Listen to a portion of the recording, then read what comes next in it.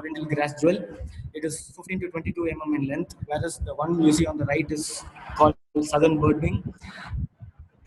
Its length is around 14 centimeters to 19 centimeters, and even this it is the state butterfly of Karnataka.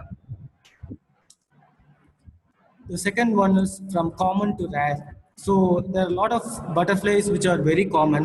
So the yellow ones, small ones which you get to see flying whenever you go out, are all mostly they are all type of grass yellows. So just for an example perspective, the one on the left is common grass yellow, and the one on the right is Nilgiri tit. It is one of the very rarest butterfly in India, and it's only found in South India. And there is an exception where this butterfly is even found in Sri Lanka, though it is said to be endemic to Western Ghats. The next is from dull colored to pretty ones. So as I said earlier, there are a few dull colored butterflies, and as you can see here, the one on the left is called chocolate pansy, and all you can get to see is just the brown color with a little bit of orange spots. Whereas on the right, this butterfly is called as fluffy tit. Even this is one of the, though it's quite common in the north, it's one of the rarest butterflies in the south, and it's such a pretty to watch this butterfly fly around with its long tails. The last one is from white to black. So name a color, think of a color. There's obviously a butterfly having that color in this entire world. So just for the depiction perspective, butterfly's color ranges from white to black. So the one on the left is common albatross, and the one on the right is called red Helen. So let's go deeper into the butterflies world. So worldwide, it's said to be that there are more than 20,000 species of butterflies, and among which some are yet to be discovered, and some might have become extinct even before discovering. So few astonishing butterflies of the world are. This one is called as Blue Doctor, and this the one on the top right is 8998 butterfly. There is also a Kramer's 88 butterfly which has 88 marking on its wings. And the one on the bottom left is Raja Brooks birdwing, and the one on bottom right is called glasswing butterfly, whose wings are very transparent. And coming to Indian butterflies, let's talk some history about Indian butterflies. And I thought people should know before getting deeper into Indian butterflies and Western butterflies. So Indian butterflies, it started to be studied and formally named only after the publication of Systema Naturae, which was written by Carl Linnaeus. You all know who Carl Linnaeus is. He is the father of modern taxonomy. And this was written in 1758. So he did some binomial system of naming butterfly species. So his works were soon followed by two set of volumes in which more and more Indian butterfly species were described.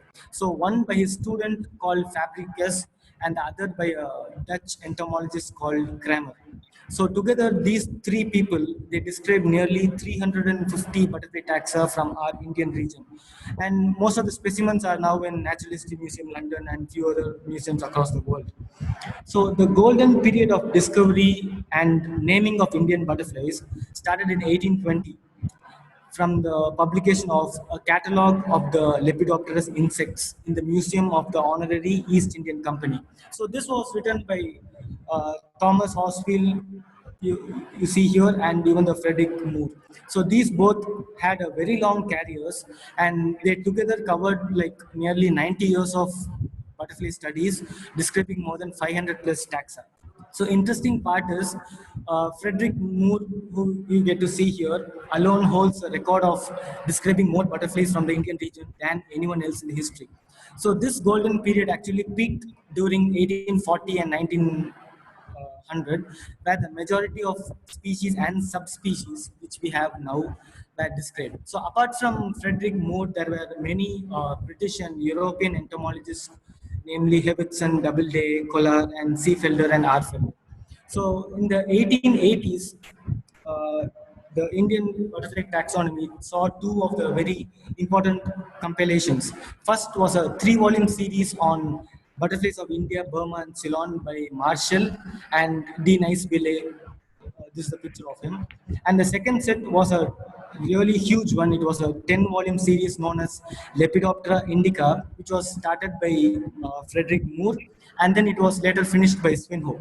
So in the history of Indian butterflies, this particular 10-volume series by Moore and Swinhoe is considered as the only set of volumes that extensively reviewed and illustrated every known species existed in our Indian region at that time. And then during the last, the last history use, during 1890 and 1910, even those years saw a couple of another revolutions in taxonomy.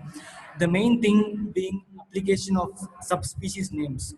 So by this time, I mean, by during the 1890 to 1910, a lot of people recognize that there is a special need of subspecies, and they also realize that even species existing in different regions, I mean, even the same species existing in different regions, they also possess a difference in color and body size. And many led this practice, but the extensive use of subspecies names by Christopher and later by W.H. Evans has been survived till date. Yeah. So let's get deeper into butterflies in India. So according to India, it is home to over 1,300 to 1,400 species of butterflies, and I'm thankful to the various types of habitats we have. And India has two main biodiversity hotspots. One is the Northeast, and the other one is Western Ghats. And most of the butterflies come from the Northeast, and the Northeast alone is hosts more than 800 species of butterflies. And some of the beautiful looking butterflies of Northeast are yellow gorgon, green dragon tail, poppin jay, and Kaiser hen. So Kaiser hen is supposedly one of the very rarest butterfly in India, and a lot of people travel to India, and even from South India, they travel to Northeast and North India in order to sight this butterfly and photograph it. So butterflies, Western Ghats. So our Western Ghats has around 336 species of butterflies, and some of them are endemic, which means that it cannot be found anywhere else in the world. But though there are few exceptions, few couple can be found even in Sri Lanka.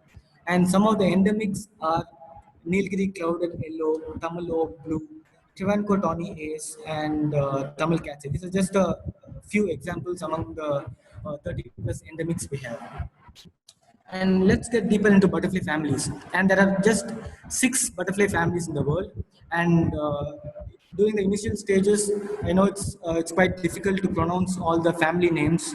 And but once you start butterflying and once you figure out which are all butterflies fall under which all families, it's quite easy to differentiate this and also pronounce these names. So the first one butterfly family is Papilionidae, which is also called as swallowtails. And the second family is Pearidae, it's also called as whites and yellows. The third one is Nymphalidae, which is also called as brush-footed. And the fourth one is pronounced as Litsonidae, which is also called as blues. And the fifth one is called Hesperidae, which is also called as skippers. And the last one is called Rheodinidae and metal marks. And I'm sure you might have all seen that I mentioned what is a butterfly slide saying 4 to 6 leg insects. So butterflies under the family Nymphalidae and butterflies under the family Rheodinidae, though they have 6 legs, the front 2 legs are so short, means that they have the tendency to stand on just 4 legs. So these two front legs, they're so minute and they possess brush-like characteristic. So that's why the Nymphalidae butterflies are also called as brush-footed ones. So let's get deeper into each family. The first family is Papilionidae. All the big sized butterflies, whatever you get to see, come under this family. And they often have tails on their wings. And some of the examples under this family are common rose, common banded peacock, common mime, and spot swordtail. The next family is Pearidae, and the butterflies under this family are mostly white, yellow, orange, but some has red and black markings. So as you can all see, these are some of the examples: crimson tip, cyc, common immigrant, and common Jezebel. The next family is Nymphalidae. As I said earlier, they usually lack front legs, so they often appear four-legged. And most of the butterflies under this family are very bright colored and they have beautiful patterns on its wings. And few examples are blue pansy, commander, lemon pansy, and black raja. So the next family is Litsonidae. All the small butterflies which you get to see around you, they fall under this family. Uh, The butterflies under this family, they are also called as blues because on their upper wing, when the butterfly opens its wings, most of these butterflies tend to have blue color on their wings. So that's why it's called as blues. And some of the butterflies under this family, they have false eye spots and tails, which acts as protective mechanism to escape predators. And obviously, the smallest butterfly, which is Oriental grasswell, belongs to this family. And some examples are orchid tit, angled pierrot, common imperial, and silver streak blue. So this is a beautiful example where this butterfly has false eye spots and false tails, which act as antenna. So we'll discuss about that in the future slides. And the next family is Hesperidae. Butterflies under this family, often people mistaken it as moths, but these are very small butterflies and are very fast flyers. There are two types of skippers, one with their wings open and the ones with their wings closed. So the ones with their wings closed, these are some of the examples of the Indian ace and the yellow-based tree flitter, and the ones with their wings open when they sit. These are two of the examples: tricolored pied flat and the water snowflake. The last family is Rheodinidae. They are often called as metal marks because they have metallic markings on their wings, but none of the butterflies in South India from this family, they have metallic markings. So there are only two butterflies from this family you get to see in the entire South India. One is this plum judy and the other one is double-banded judy. Both of them look alike except the fact that they have a minute marking variation between the two. The other butterflies which you get to see under this family are from Northeast and North India. And some of the examples are Himalayan striped punch, which is this, and Sikkim spot Judy, and Columbine. So we'll then go to the life cycle of a butterfly. So this is a collage of life cycle of common mormon. This was done by me at my home. And usually butterflies, they have a typical four-stage life cycle. One is egg, larva, pupa, and adult butterfly. So here you can see a male and female butterfly doing a courtship behavior. I'll explain about that behavior in the future slide. And here you can see the female laying her egg. This is the egg, and the caterpillar comes out of the egg. And all the butterfly caterpillars, they undergo molting, and there are 3 to 4 phases which it undergoes. Someone is sketching. If you can please stop or erase it. And once the caterpillar feeds fully, and once it's grown enough, it finds a suitable place on the host plant or anywhere else to pupate itself, and then it turns into pupa.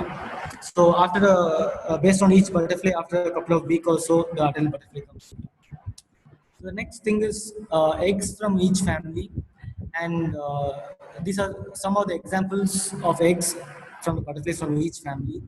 And once the eggs are fertilized after mating, the females lay eggs on a specific plant, which means that not all butterflies lay eggs in all the plants. So each butterfly has its own specific set of host plants in which it goes and lays her eggs.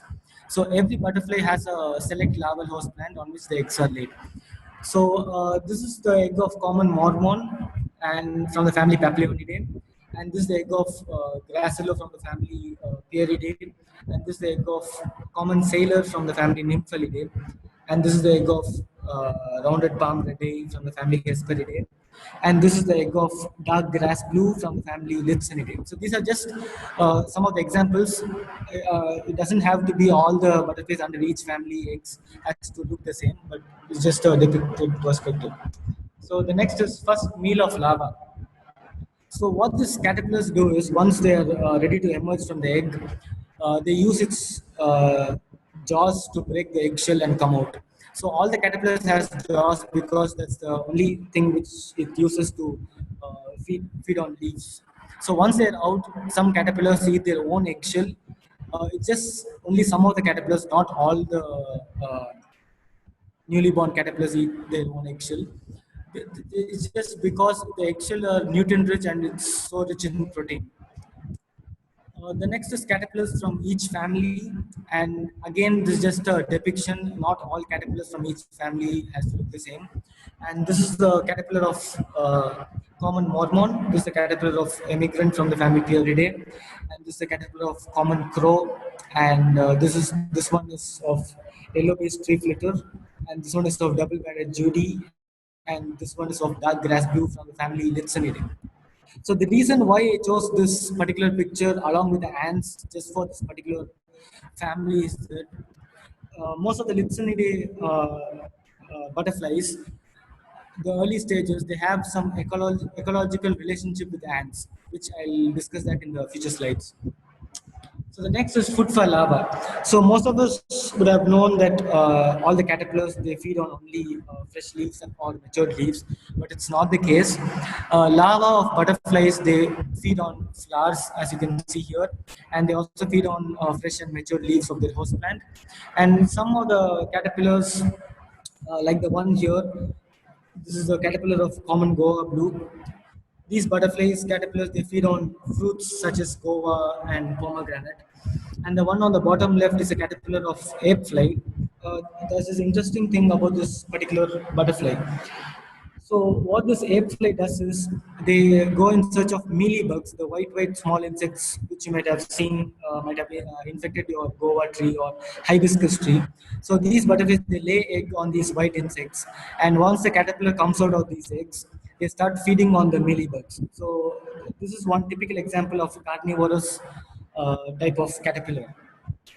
So the next one is pupa from each family. Again, this is just a depiction, and this is common Mormon's pupa. This is the pupa of common Jezebel, and this is the pupa of tawny coaster. This is of striped pierrot. This is of double-banded Judy, and this is of brown owl. So the next thing is diet.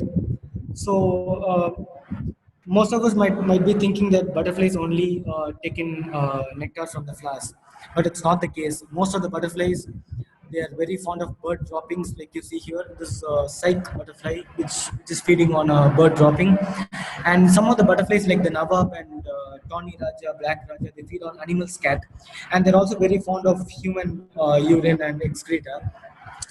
And some butterflies, like the cruiser here, are very fond of dead crab or dead meat, any meat for that matter, like snake, frog, etc. And most of the male butterflies, like milkweed butterflies, they feed on this alkaloid plants, which are very essential during mating and reproduction. And most of the butterflies, as you all know, they love nectaring from flowers. That's their main diet. And some of the butterflies, they're very fond of ripe fruits. So this is one example. Here you can see the male gaudy baron feeding on watermelon. The next is sexual dimorphism. So what does this mean? So characteristics that differentiate between males and females of a particular species is called as sexual dimorphism. So these four common differences you get to see. One is the color variation, the second one is scent pouch, the third one is male brands, and the fourth one is size of abdomen. This is a picture of striped tiger. I hope you can all see there is a small round patch here. The females of this butterfly, they won't have this patch. This is called a scent pouch, which is used to produce pheromones during mating and courtship. And the second picture is a picture of common crow butterfly, and I'm not sure how many of you can see this, but there is a small line in here, which is the male brand. Females of common crow they lack this brand. So by this you can differentiate between male and female. And this picture is of golden angle. It has this hair-like pencils through which it releases pheromones in the air, and the females receive it. And the females lack this hand pencils. And the one here is a picture of Balkan parrot, Naracus balkanicus, and this is a female. You get to know the difference between male and female only on their open wings due to the variation of the markings and color. But if they are perched in their closed wing and they sit with their wings closed, the the most common thing which you can use to differentiate male and female is the size of the abdomen. So as you can all see here, this butterfly abdomen is so thick and bulge. So this means that this is a female, and the male butterflies they have a very thin abdomen. And also the color variation between male and female. This is a perfect example of the color variation. This is the monkey puzzle butterfly. The one on the left is male, and the one on the right is female. The only difference which you get to see here is the more of white patch which the female has, and it's also dull colored compared to the male. And the next one is seasonal forms. There are these two seasonal forms which are called as dry season form and wet season form. So though the butterflies are genetically identical, these are the two forms which butterflies possess. And some seasonal forms are so different that they might actually be mistaken as a completely different species.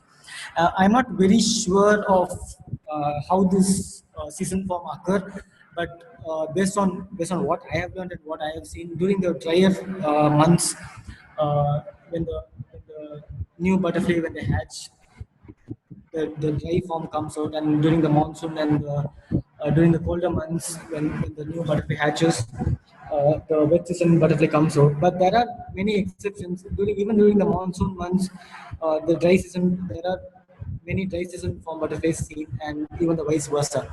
And just for the example perspective, this is the picture of lesser gull, and the one you see on the left is a dry season form, and the one you see on the right is wet season form. The one common difference between dry season form and wet season form is dry season form are very small in size compared to the wet season form, and their color is very dull.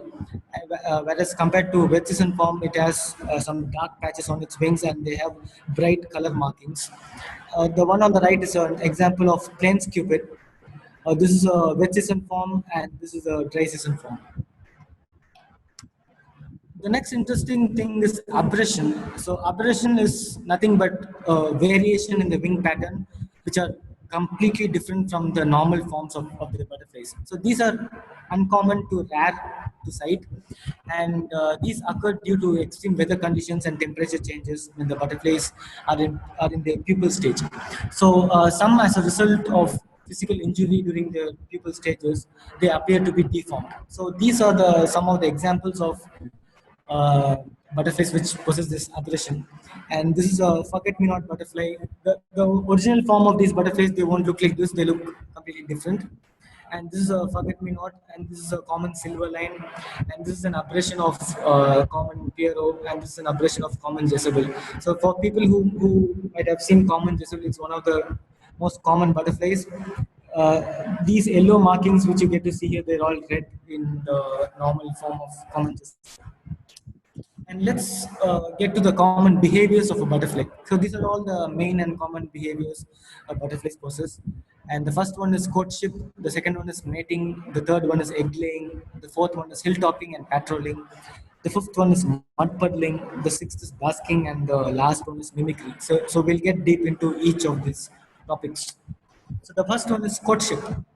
So what does courtship mean? So the male butterflies, they actively search for females. So they engage in this behavior to find a suitable mate to impress each female. So they go in search of all the females. They fly around them, and they release uh, pheromones to the scent pouches, and the females receive that using their antenna. So once it's impressed and once it feels that this is the perfect male to mate, it then accepts. So in other words, it's a kind of dating for these butterflies. The next one is mating. So butterflies mate for reproduction, and they mate facing in opposite directions with their abdomens attached. This is an example of butterfly mating. This is a pea blue butterfly. The next one is egg laying. So as I said earlier, each butterfly has a selected set of larval host plants in which the butterflies lays her eggs, and most of the butterflies they search these plants very carefully. And the female butterflies they tend to have this special characteristic where they sense and smell the plants using their legs. So they go sit on each plant and they smell the plants using their legs. And once they decide that this is a suitable plant for their caterpillar or their offspring to diet on, they start laying their eggs. And eggs are usually laid in single or in clusters. It depends on each butterfly.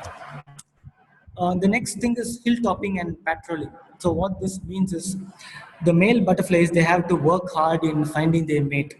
So they often engage in flying to the top of a canopy, or in other words, they choose a place where they get a clear view to find the mate, and they engage in territory fighting, with including males of the same species or different species. And what hill patrolling means is that these butterflies, they fly from top to bottom, and they keep flying. Like if there is a stream, they keep flying to and fro continuously in order to search for the females and in order to fight against intruding males. The next interesting one is mud puddling. So, in butterflies, mostly male butterflies, they engage in this behavior in like large numbers in order to take in salts, which are very essential in producing healthy eggs. So, just mud puddling is nothing but just the intake of salts from the wet soil. So, these are passed on to the females during mating. So, this is a pure example of a mud puddling site where these many number of butterflies, they are engaging in this particular behavior. So the next one is basking, and one second, let me close this. Okay. So butterflies, they are cold-blooded animals. So butterflies, they regulate their temperature based on the surrounding temperature because they're cold-blooded. And butterflies, they get energy to fly only after warming up their body against the sunlight. So what these butterflies do is during the early morning when the sun rises, and when it's harsh, these butterflies come out and they look for a suitable place where there's harsh sunlight. They just sit on it and they slowly open their wings in order to receive the heat on their wings. And once a suitable temperature is set, these butterflies are ready to fly. And these butterflies, they can also lower their body temperature by just going underneath the leaf and sitting on there, and also by sitting on the tree clutter and also the leaf litter which you get to see under the trees. Yeah, the last one is mimicry. And what is a mimicry? And this is just nothing but an action to imitate someone else or something is called mimicry. So there are these two types of mimicry that happens in butterflies. One is called Mullerian mimicry, and the second one is called Batesian mimicry.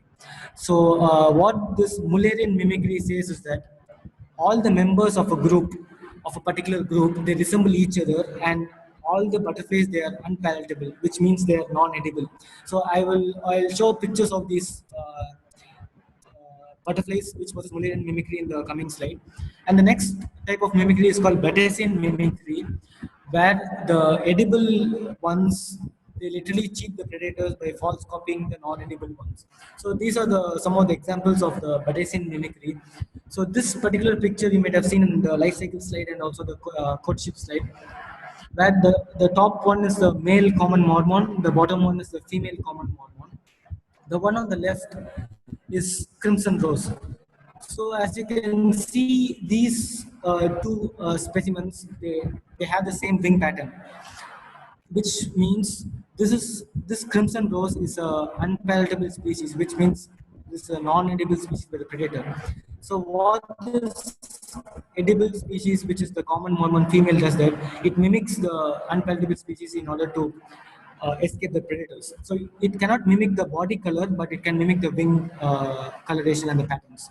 So based on the body color, as you can all see here, the crimson rose has pink color body, whereas the common Mormon, though it mimics crimson rose on its wings, it cannot mimic the body color, which is black.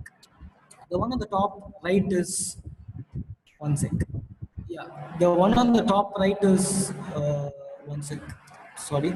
Yeah, this is a female of Gannet eggfly, which is an edible species for the predators. It mimics the much common one, which you can see on the left, which is called as plain tiger. It's one of the common butterflies that you get to see in your surroundings. So the next interesting thing is migration. So you might all wonder if butterflies migrate. Yes, like other birds and other animals, butterflies do migrate, and migration is nothing but movement from one region to another. And butterflies, they do migrate for several reasons. One is to get rid of the cold temperature and in search of food, and also due to the climatic changes. So in India, especially in South India, I'm not very sure of the North India. So especially in South India, large-scale migrations, they occur in species like crows, blue tigers, dark blue tigers, and the albatrosses. So these are all the names of the butterflies. So you didn't have to get confused. So the one here are all the crows, and even the ones here are all the crows butterfly. And the one on the top left is the all the white ones are all the albatross butterflies.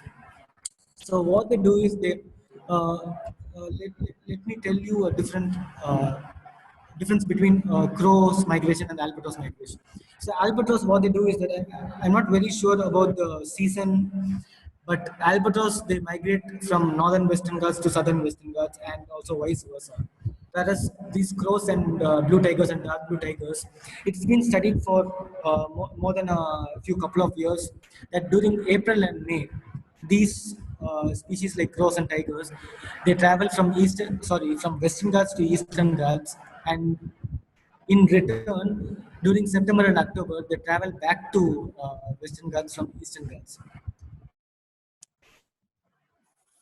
So these are the some of the common species which gets to migrate. As I told you in the previous slide, this common crow, this double-banded crow, this blue tiger, and this dark blue tiger. So this is an example of the Mullerian mimicry where all the members from each family they resemble each other and they try to mimic in order to escape predators. So there are a lot of tigers, blue, dark blue, Nilgiri, glassy, etc. So all these butterflies, they kind of look alike, and they're all non-palatable butterflies, which means that they're not edible to the predators. And this is a common albatross. And why I had mentioned crimson rose butterfly here is that uh, this butterfly possesses a long range migration, which means this particular crimson rose it travels from the coast of Tamil Nadu till Sri Lanka, but but I'm not very sure whether there are records where these butterflies reach Sri Lanka and the return migration happens.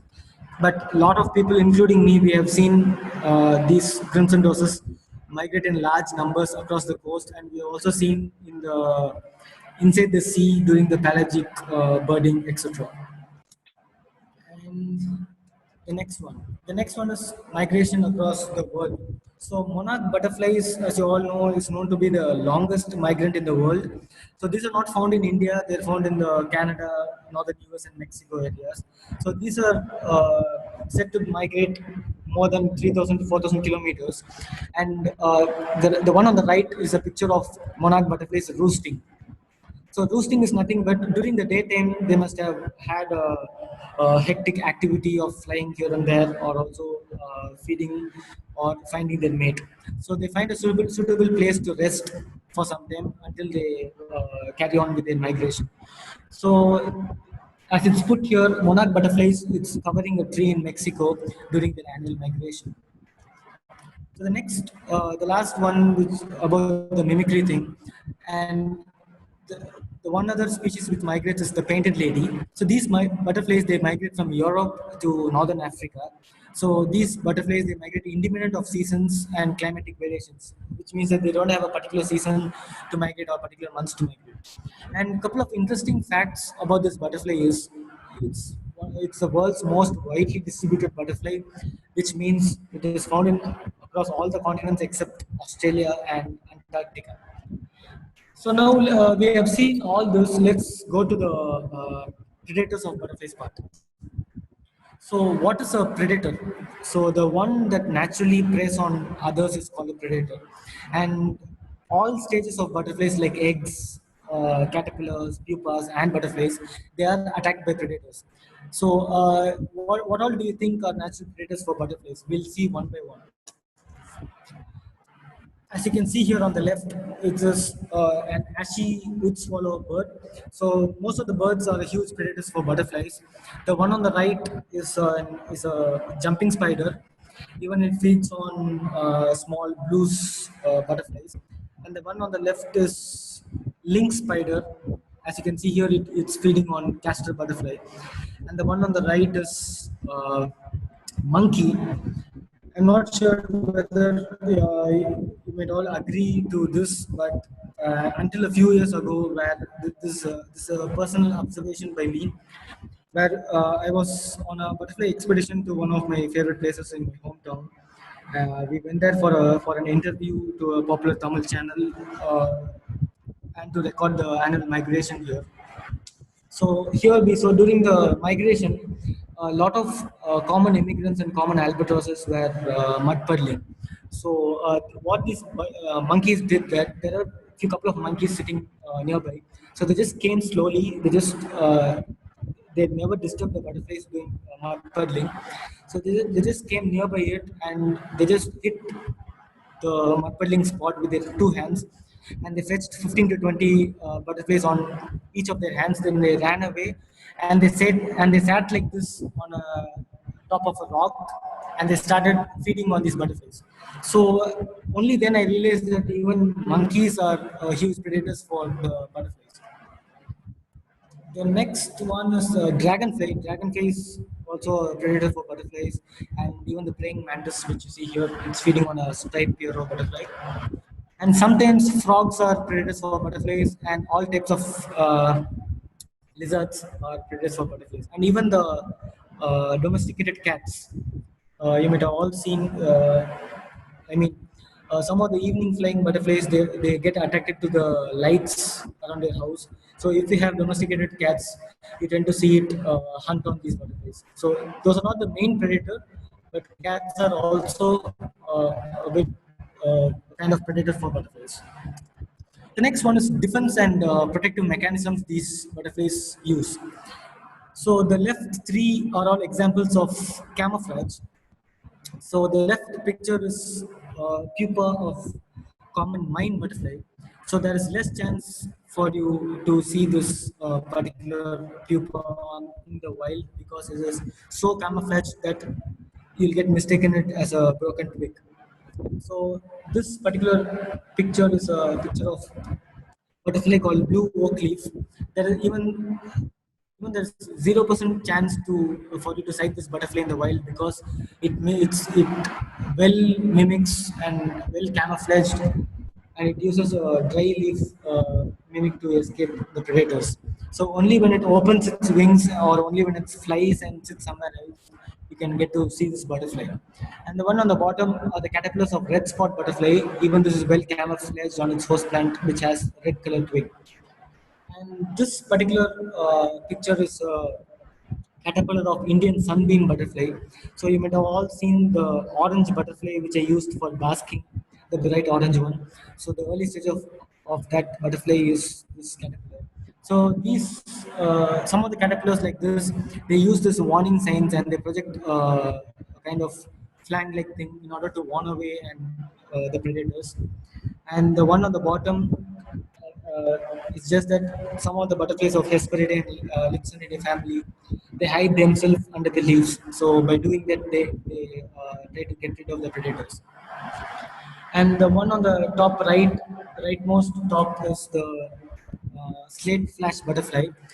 As I said earlier, this is the real eye and these are the real antenna. And this butterfly possesses false eye spots and false tails, which acts as false antenna. So when the predator first targets this species, it first attacks this end because these tails constantly keep on moving to distract the predators. So they first attack this area, which eventually the butterfly notices and it just flies away. Similar to the butterfly which is there in the bottom, it is called as peacock pansy. Even this possesses false eye spots. So when the predators comes, they first attack this eye spots, thinking that this is the main part, and obviously these butterflies they just fly away. The next thing is one second. The next thing is ecological relationship of a butterfly. So butterflies, they have a strong relationship between ants and flowers. Flowers, as you all know, is for nectaring and for pollination. So butterflies are very good pollinators next to bees. And as I told you earlier, I had chosen a picture of Lixinid family caterpillar along with the eggs, sorry, along with the ants. So most of the Lithnid family caterpillars, they have this special relationship with ants, where it's very common that you get to see ants around these Lithnid family butterflies. So these caterpillars, they secrete sweet fluid which acts as food for these ants, whereas in return these ants protect these caterpillars from their natural enemies. So not all Lithnid family caterpillars have ants to protect them, and also not all ants are they protect these caterpillars. Some ants are even predators, and some butterfly caterpillars, only one specific species of butterfly, uh, species of ant, it protects this caterpillar, and some of the other caterpillars, lot of species of ants that they protect them.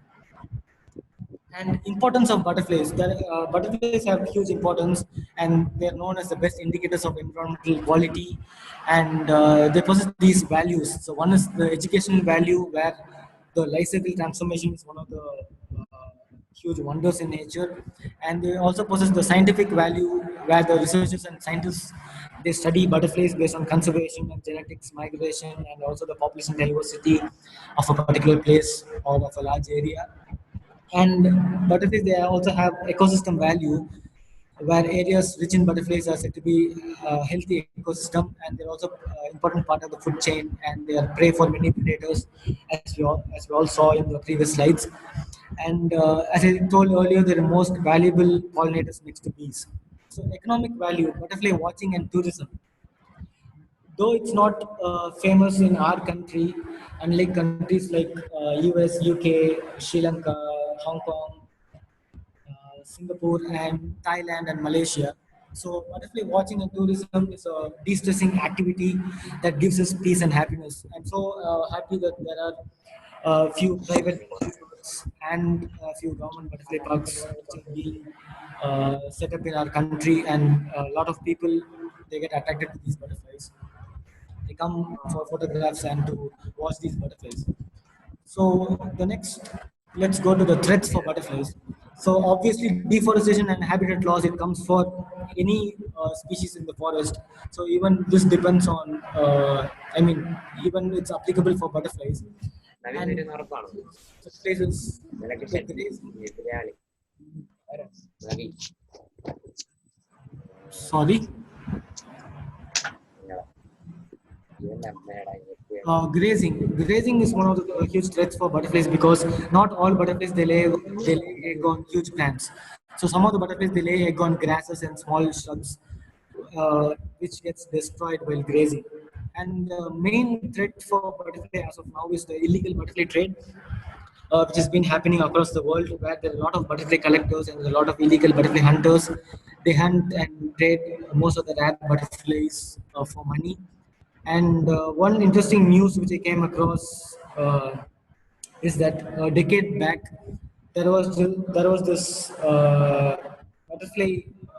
butterfly collection which were put up for sale near Calicut in Kerala, and there were also a few butterflies which were caught in somewhere around Tamil Nadu Kerala border in Nadugani, which is there near Nilgiris, and some of the butterflies, like the endemic ones which are protected, and also which are protected under the Wildlife Protection Act, like the blue bottle, southern birdwing, Malabar tree nymph, etc. Even they are being traded for money, and they're illegally killed. So butterflies, FAQs, frequently asked questions. So are butterflies harmful to humans? No, they are not harmful for humans. And how do butterflies get its color? So butterflies get its color by two ways. One is the pigmentary, and the other one is structural. So pigmentary is nothing but it's a result of the presence of chemical pigments and melanins that are obtained from the larval host plants, which were fed by the caterpillars, and they are passed on to the adult stage. And structural colors are formed from the tiny scales which are there on the butterfly wings, it and each scale has a unique or a single color. So by that, these butterflies get their colors. And how many eggs does a butterfly lay? Approximately, it lays around 500 to 1,000 eggs, but no big deal in that, because more than 90% of the butterflies, all the even including even the early stages, they're being predated, and less than 10% they live up to the adulthood. And even when they come to the adulthood, lots are being predated. So the bottom line is that butterflies they thrive really hard to survive our environment. And what is the lifespan of a butterfly? So butterflies are always short-lived insects. The blues from the family Lipsonidae and also the skippers, they live up to a few weeks. But some of the migrant butterflies like the monarch and some other butterflies, they get to live as long as 8 months to a year or so. And the largest and smallest butterfly in India. So, as I discussed this in the first slide, southern birdwing is the largest butterfly in India, which grows like 14 to 19 centimeters, and the smallest one is the oriental grasswell, which is 15 to 22 mm. The largest in the world is Queen Alexandra's birdwing. You can sight that in South America, and it is the size of this butterfly ranges like 25 centimeters. And which country in the world has the highest number of butterflies? It's Peru in South America. It has over 3,700 species of butterflies, and it also possesses 20% of the world's butterfly population. And how do butterflies identify LHBs? LHBs is nothing but local host plants. So as we discussed earlier, these female butterflies they sense and smell the plants using their eggs. So these female butterflies they check leaves of all the plants before she lays her eggs. And how did the word butterfly come? I personally don't know how the word butterfly comes, but I have heard a lot of stories from my friends and also expert friends, and there are a lot of stories out in the internet. But the interesting one is that in the Europe, when they started when there is a season to make butter, so there are these yellow colored butterflies. They come in search of these to feed on. So these butterflies, there are these brimstone butterflies in Europe which possess this yellow and lemon color, and also the light green color. So these Europeans they saw this and they named it as butterfly, which from which the word butterfly came. So it's one of the interesting story, but still I'm not very sure of the origin of the name butterfly. So butterfly watching is a hobby. Where to watch, when to watch, how to conserve and attract, what not to do while watching. So where to watch butterflies?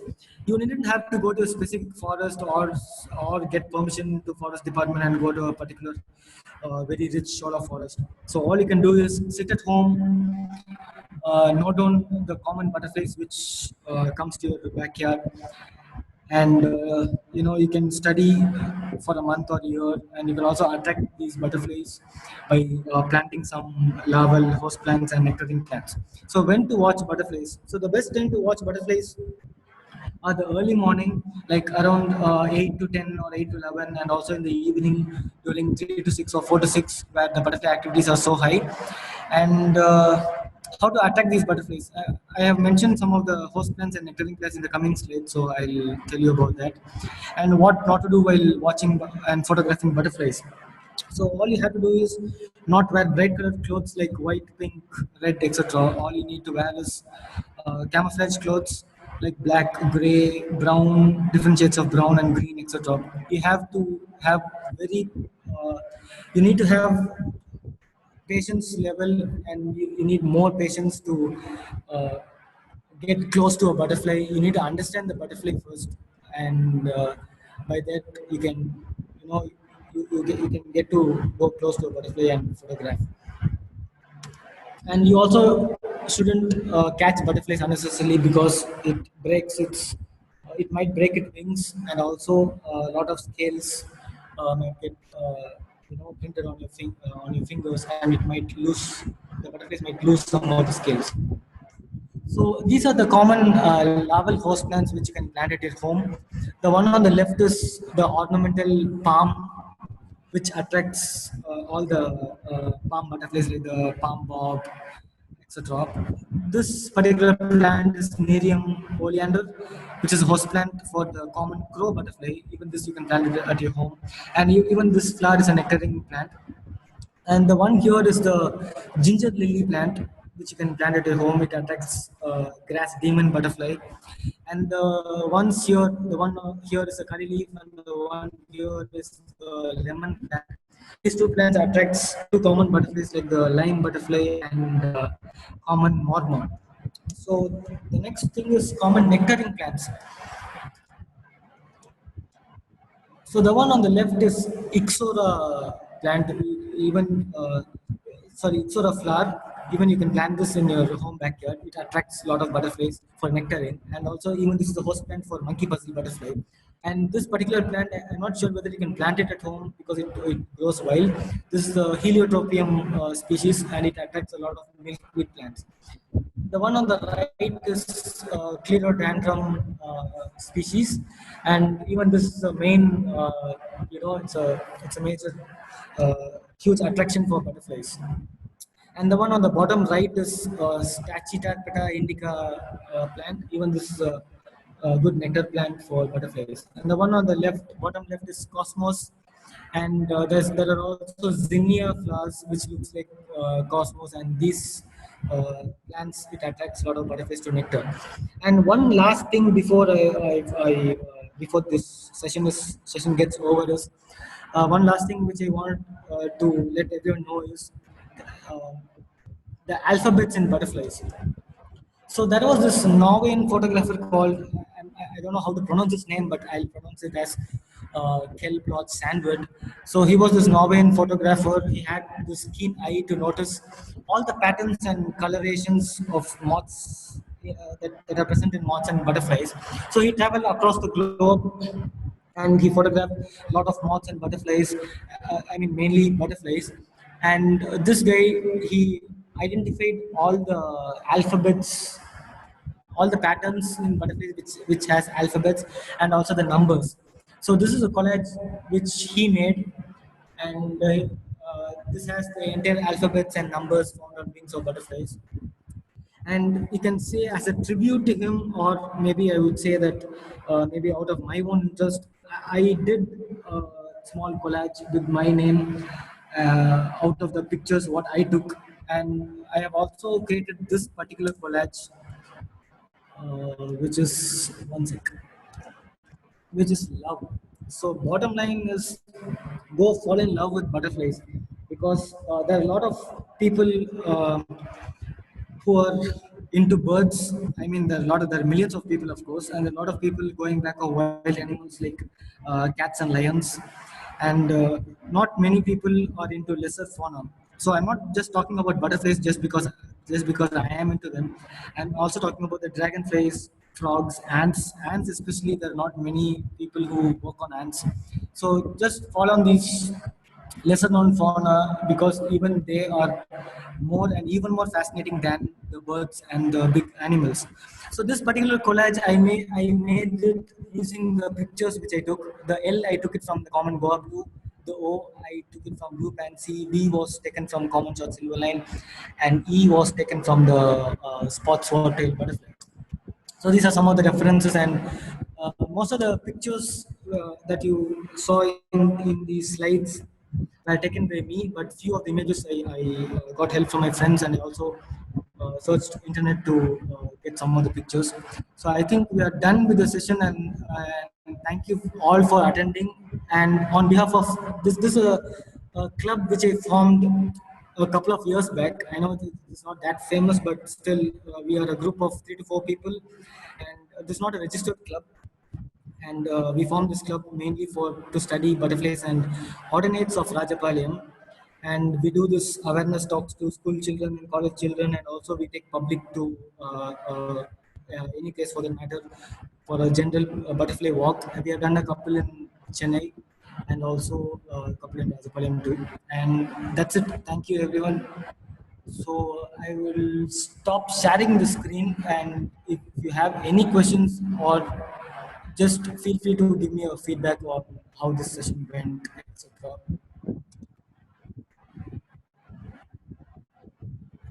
You can either send it in chat channel, or you can unmute yourself and you can ask your questions. I think, sorry to butt in, Sharan. Thank you for it was a wonderful session. Probably people can come to the chat box and give questions. That's better. Yeah. Thank you. What is the someone asked one sec. Rohan Matthias has asked, what is the reason for the albatross migration up and down the Western Ghats? Even the experts, they don't have the answer for this, but I would say due to the climatic changes and also the due to the search of you know food source, they migrate. So I'm so sorry. I don't have a. I know David is laughing even himself. He doesn't know the correct answer for this. Joel is great. Says great session, Sharon. Thank you. Shibu says excellent session. Thank you. Amrita Balan. Thank you. Hari Kumar, what is the ecological importance of seasonal dimorphism? Yeah, I'm not very sure of the seasonal forms. If you mean, I'm not very sure of that. But there are these two forms, which are dry season form and wet season form. Uh, how can we convert butterfly watching into a career? I have been thinking of that couple of years back too, but you can't do that as a career. All you can do butterfly studies is you can start observing butterflies. You can start planting house plants and nectar plants. And if you have a background of biology, you can even apply for research scholars and also the scientists. You can work for a lot of organizations and convert this particular butterfly watching as a career. Krishna Kumar says, thank you for the wonderful session. Thank you. Joel, how do butterflies remember the migration routes? I'm so sorry. I'm so sorry. This migration routes, even the experts, they fail to answer this because we ourselves don't know. How do they remember all these, direction stuff? But thanks for asking. So once we know the question, we'll definitely let you guys know. So awesome session, excellent session. Thank you. Difference between P blue and cerulean. So if requested, I'll also have another session where we can talk about the difference between similar looking species. So this session is particularly about just the introduction to the world of butterflies to beginners and also some of the experts which can know a few things from my slides. Joel has asked, do their offsprings go back to the same forest nectaring patches after migrating? Yes, they do go back to the same forest after migrating, but we don't know like how they are going exactly to the in the same direction or same route they take.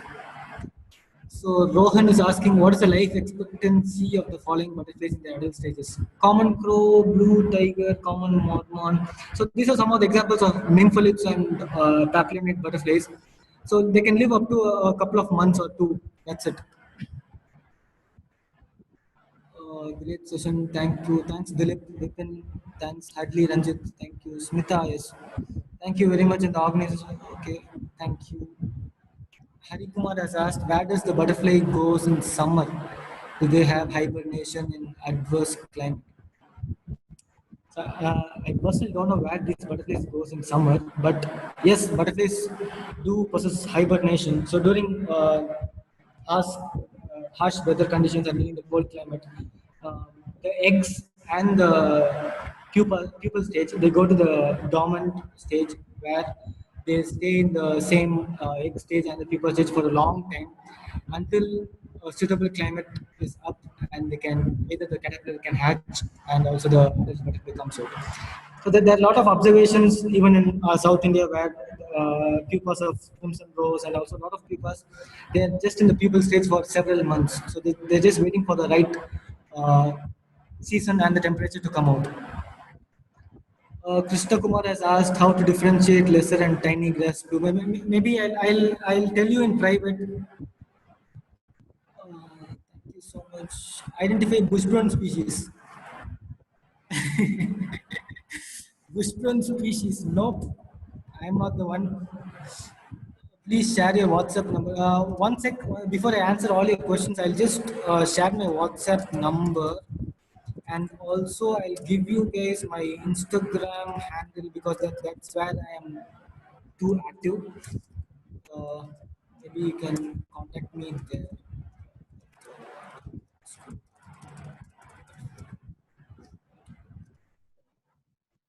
So I have shared with you all my my WhatsApp number and my Instagram handle. So if you can see that. What else? If you can do a session on IDs, it will be super. Sure, why not? A lot of people say that Litsinid family butterflies and also the Hesperid family butterflies, they are very difficult to ID. Even to me, it was very difficult. But after a certain amount of time, I learned by myself for a few species, and I also learned to differentiate myself and from my expert friends. So it's quite easy if you just can't ID and differentiate them just by learning or just when the expert tell you. You just have to go to the field and have the real interactive session with the real butterflies, and by doing that, you can learn yourself. The wet and dry colored morph appears in the same individual. Yes, Srijit, yes, it appears in the same individual. Smita asked the common butterfly female is dull colored. No, it's not dull colored. Common Mormon female actually, this is an interesting question. So common Mormon actually it has sexually polymorphism characteristic where the females of common Mormon they have three types. One is they look alike like the male. The second one is they mimic crimson rose, whereas the third one they mimic common rose butterfly.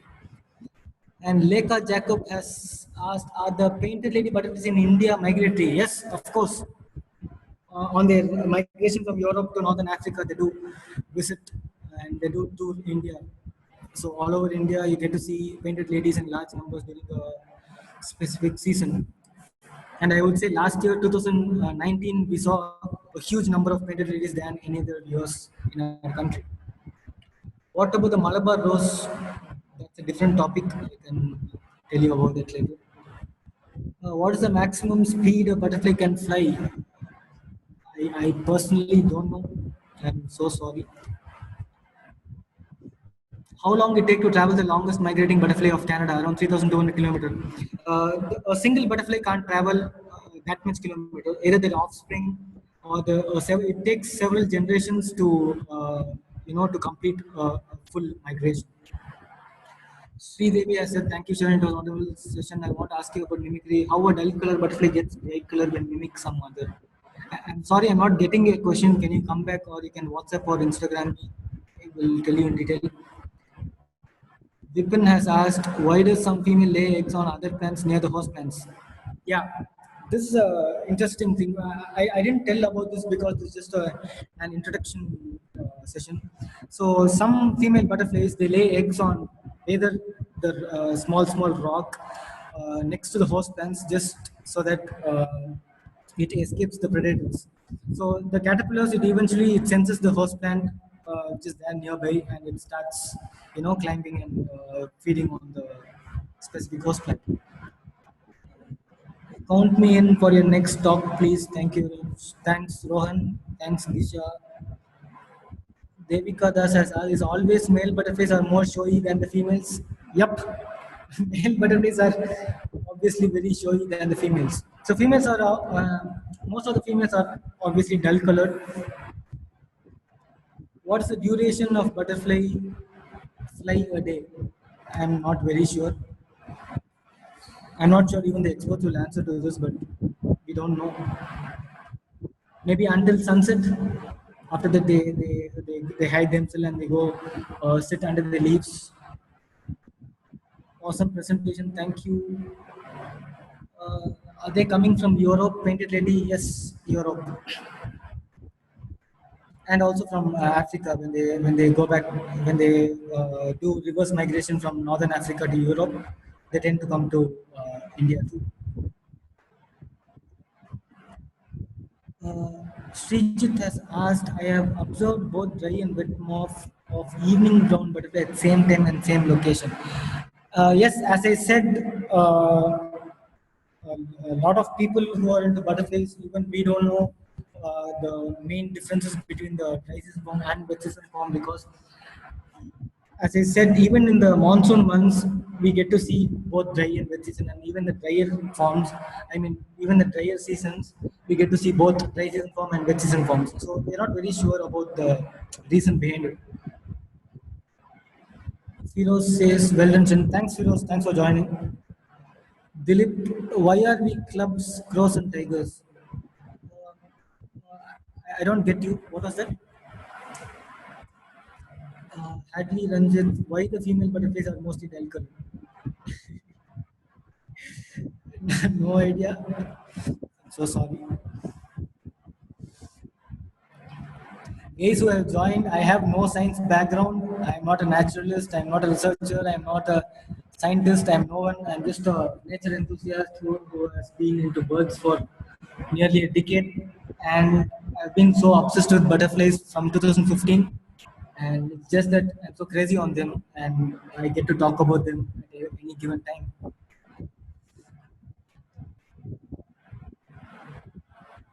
And any more questions? Feel free to contact me on WhatsApp, and I also shared my Instagram handle. You can text me there too.